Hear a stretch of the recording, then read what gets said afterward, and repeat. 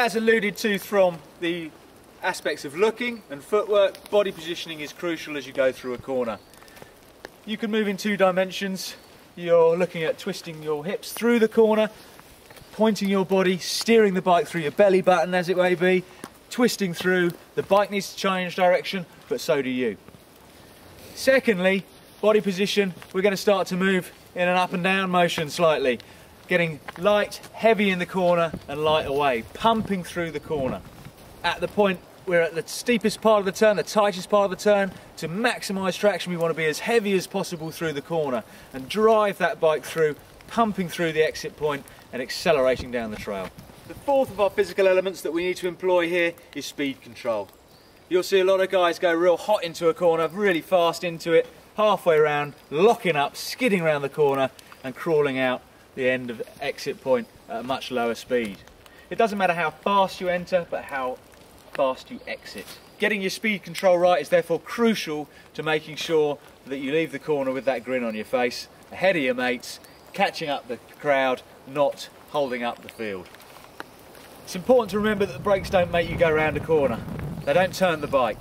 So if you lose confidence halfway around a corner and have to apply the brakes, chances are the bike's actually going to stand up and straighten up, rather than let you use all of those other physical skills to maximise your performance. Again, when I was talking about footwork a minute ago, I talked about a little bit about energy management in the form of the pump.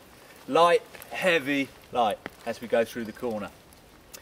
Energy management is undoubtedly a great tool in the toolkit for making sure that you can get around those corners faster and smoother, and it's something that many riders do think about, but not something that every rider thinks about. It's always there, it's ever present. You may be utilising it or not, but it's a factor that we can harness and improve upon, polish, put back into our riding and increase our overall satisfaction.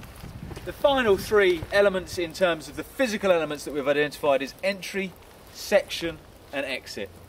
The exact entry point to any given section of trail, in this case the berm, isn't defined. There's no line across the trail saying you are now entering a berm.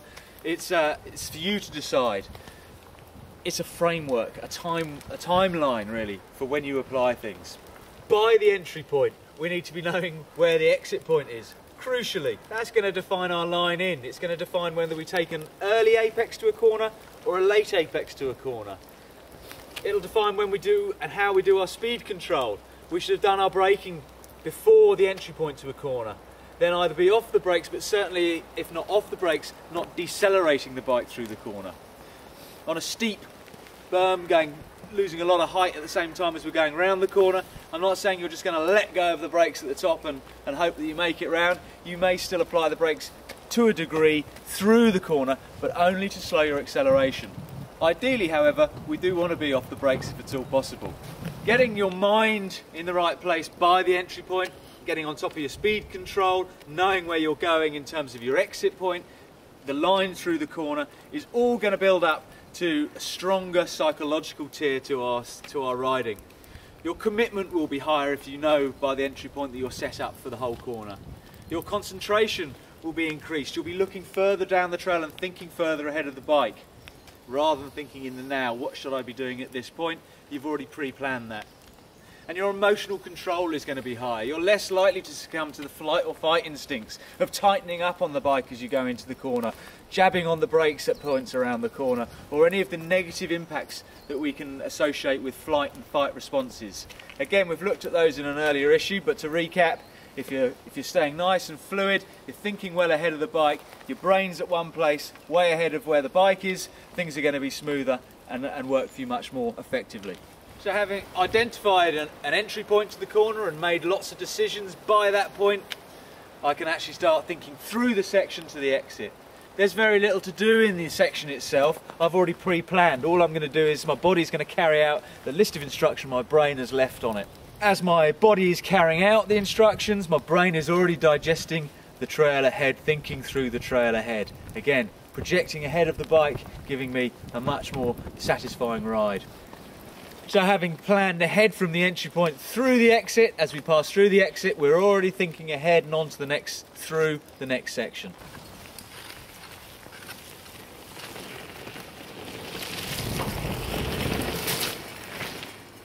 The final benefit of getting the outside foot down that you're going to appreciate is through the exit point.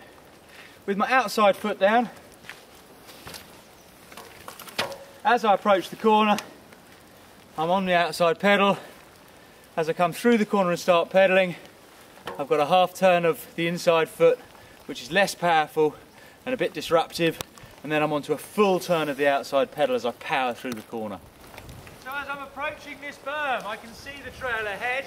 I start to appreciate that it's a bit of an early apex, so I go in high, drop the outside pedal, lead the bike, twist those hips and concentrate through the corner to where I'm going next.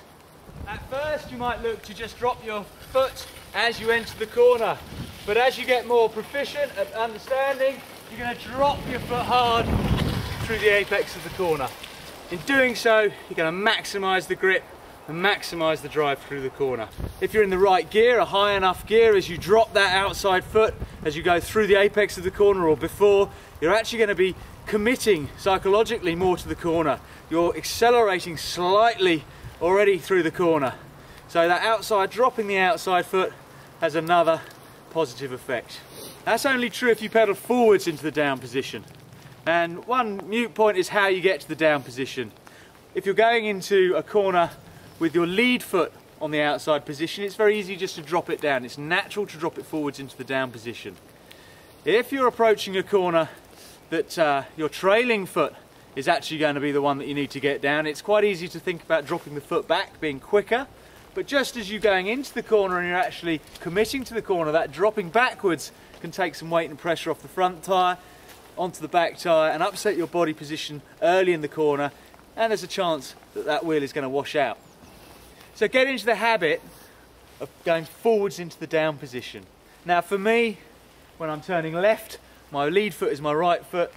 Bingo, it's there ready to drop. When I'm approaching a right-handed berm or a right-handed corner, so that I haven't got to think so much about getting from there down to there, doing a 3/4 turn, I'll prep up before the corner by going switch into it, riding with my weaker foot into the corner forward, and bang, down it goes into the corner. That way I can always make sure I'm pedaling forwards into the corner rather than having a last minute, should I pedal forward, should I pedal backwards, how am I going to get my foot down moment, which will bring me into the now and take me away from thinking ahead of the bike. Looking through the corner, identifying my line, getting ready with my outside foot, I'm going light, heavy, light as I come out the corner. For those of you that enjoy a bit of winter sports, skiing and snowboarding, it's all a case of changing edges. I'm changing edges early to carve the corner effectively. I'm getting heavy in the corner, outside foot down. If you're on skis, it's the downhill ski as you pin through a corner. You're really pushing into that ski, that edge, and I'm doing the same with my tyres. As I lean the bike and push down hard, I'm creating a larger surface area of the tyre to create grip. That heaviness, that push through, that pump through is going to directly contribute to that whoosh, that acceleration and that pump and drive through the corner. As to the lean of my body, that depends on two factors. One, the steepness of the berm itself and the tightness of the corner. The two are probably going to be linked. The tighter the corner, the steeper that berm to work effectively will have been designed, probably. But on a natural trail you can't always guarantee that. So although I'm leaning the bike and I've got my outside foot down and my weight may come inside the line of the bike briefly, crucially my mass is staying vertical rather than just leaning completely in line with the bike. The bike is leaning, I'm inside the line, but my mass stays pushing down. We'll have a look at that in hyper slow-mo.